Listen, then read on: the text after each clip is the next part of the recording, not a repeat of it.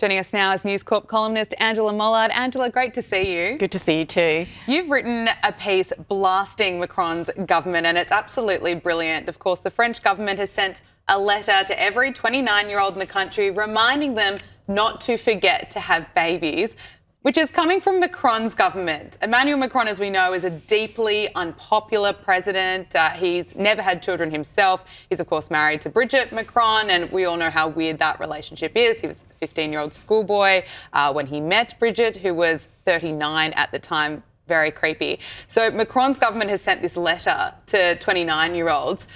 I don't think they need advice from him or his government. Of course, under his government, housing is unaffordable, cost of living is under control, immigration's out of control there as well, making the conditions so much harder for young people to start a family. Absolutely, just the same as it is here. And this is why I tackled this subject, because the kind of disconnect between governments and the populace, as you say, this is a man who hasn't had children of his own. I even make the point that he probably wasn't paying attention in biology, because I think what's happening with humans at the moment is what happens with kangaroos. When there's a problem in the environment, there's not enough water, they stop having babies. It's called embryonic diapause, and it's just a biological condition.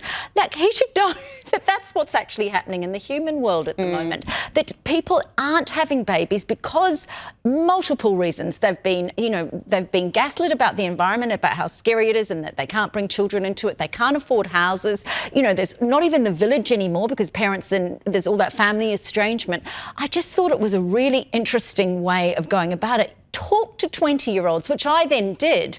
And, a young 20-year-old, 24, 25, he made the point, look, this is just Macron wanting to bolster the population because immigration's become so unpopular that they actually, for productivity purposes, and of course we need to stimulate the birth rate. Ours is actually lower than France's, yes, to ensure that we do have people to do the work in the future, but not the way to go about it. No, so instead of fixing the country and making conditions easier so people can afford to start housing, a family, he sent a letter, and that is suddenly going to fix the problem. But as you say, Australia's birth rate is worryingly low. It's lower than France's. So Australia's birth rate is at 1.48 children per woman. France is 1.56. The decline, it's just going in one direction. If you look at other parts of the world, there are certainly other incentives being offered to try and turn the birth rate around. Hungary, for example, has implemented pretty big pro-family policies, such as income tax exemption for women who have 4 children or more. So I suppose the question would also be, what should Australia be considering? Should Australia be considering some pretty radical policies to make the conditions easier for young people? Well, we look at the Howard baby bonus, and all that money was basically spent on what were then new plasma TVs. And, the effectiveness of that certainly hasn't continued through. I think you need to talk to women and men about the provisions like working from home. Like if you work from home, it makes it easier. Better housing policies. Look, we're getting a step in those directions, but it's not bringing down prices. It's not increasing availability. It's about talking to people. We also need to talk to young men who are having vasectomies in huge numbers. Anecdotally, I know at least 2 men who are 31, 32 who have had vasectomies, and the reason being is that they don't want children.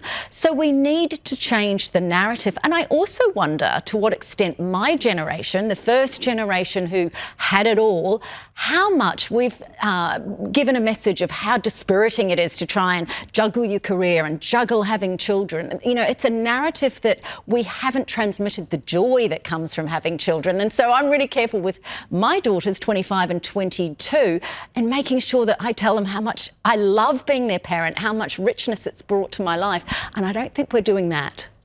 Also, another factor in this is some of the messaging we're getting from woke culture. Vogue published an opinion piece, I should say, last year with the headline, "Is having a boyfriend embarrassing now?" Look, my takeaway from that was that this is just one example of a lot of messaging that the future is female, men is trash, kind of stay single. And that's absolutely fine if that's your choice. But if you're kind of constantly getting this messaging, do you think that has an impact? I think it really has an impact. If you're a young woman and you're seeing that it's really uncool to have a boyfriend or it's embarrassing, Yes, I like from the strengthening of a woman's point about, yes, have agency around your finance, have agency in your workplace, have agency with your family. But there's a lot of women that actually do want to have children. And if they're getting the message that coupledom is somehow kind of old, boring, a bit kind of out of step, then that's going to actually impact on them treating their partners the right way, as well as showcasing their pride in having a partnership. Look, I'm all for everyone doing what they want in terms of their, in terms of whether they partner or not. But let's not discourage them purely because of the lens through which we're seeing it is somehow an embarrassment. It's not. It's actually, partnership is one of them important psychologically and, and physically. Our health is better if we're partnered. So I think we should be countering that as well. Yeah, we should be countering that narrative that just seems to be getting pushed so much. Let's move on to royal news, because there are, of course, now growing calls for the former Prince, Andrew Mountbatten Windsor's time as trade envoy to be investigated for possible corruption. This is after these newly released Epstein files accused the former Prince of forwarding government documents to Jeffrey Epstein. Angela, can you bring us up to speed on what so of course the focus up to date has been on Andrew and what he did with young women in America. Now the focus has turned because, of course, these Epstein files, it's just like you go deeper and deeper. There's just layers of sediment in this. And so the new revelations have been that, of course, he became a trade envoy after he left the Navy. He was appointed by the Tony Blair government, and this was his role, despite the fact the King didn't want him to do it. What we're seeing now is allegations and coming through the Epstein files that he was actually sharing this privileged information, information around itineraries, business deals with Epstein, things that could have had an impact on national security. Now, while the British police have not yet confirmed that they are going to launch a criminal investigation, they're certainly looking into it. The implications of this, of course, is that if he is charged for misconduct in public office, that could potentially come with a prison sentence. Wow. So huge. There's still pressure on him from America, though, for him to speak to Congress. And I think that's going to get stronger because the King, of course, is visiting the US for a state visit in April. William is going there in July for the bicentenary celebrations. So when they are in America, that pressure, because that's, of course, where most of Epstein's victims live, is going to be enormous. So how the palace handles this, there's still a lot to run on the story. Absolutely. Now, Princess Catherine and Prince William, they've shared a new photograph to mark Valentine's Day. They were both beaming well in the countryside, and certainly a gorgeous photo that has been posted of the future King and Queen. There we go. I don't know if we have that, but we'll try and get it up at some point. Also reports that they've never been closer and have become especially close after Princess Catherine's cancer diagnosis. I think this is very, the notion of them being close is really believable. And there's so many things around the royal family that isn't. The reason being that they have gone inwards. There is so much muck happening on the outside of the royal family. I mean, Prince William's just been in Saudi Arabia. He didn't get a lot of coverage for that because of the Andrew problem. What they have to do with their family is be incredibly solid and secure as a unit of 5 for the future of the monarchy. So in the past, we didn't see things like these Valentine Day photographs, but now I think they're wanting to showcase how close they are, how important they are for the stability of the monarchy, how tight-knit their 3 children are. And so we're not going to see things that happened with William and Harry among their children. They're very much focusing.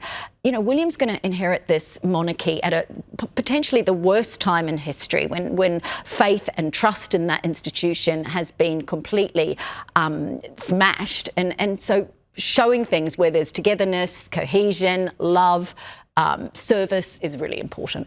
It's interesting because unlike the advice from Vogue about not putting your relationship on Instagram, the royals are doing it, and so are the Beckhams. Harper Beckham has said that her father, David, is her first and always Valentine, as she posted tributes to her parents on Valentine's Day. David reposted the photo to Instagram, his Instagram story, saying, "I'm not crying, honestly." So Harper's the Beckham's youngest child.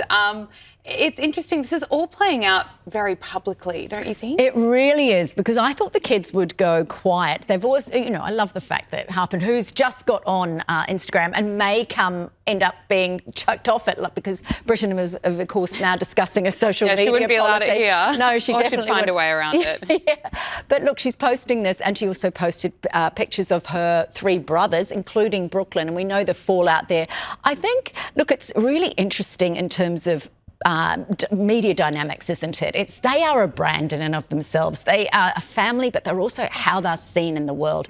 And I think, it's very much family first. The massive rupture with Brooklyn Beckham has so impacted on Victoria and David, not just as parents, but in the brand as the Beckham brand. I think the kids, look, to be honest, Harper adored Brooklyn. They haven't had contact because of the split in the family. I think she's just a little sister at the end of the day, wanting the attentions of her big brother. Yeah, fair enough. Angela Mollard, thank you so much for coming in. Thanks.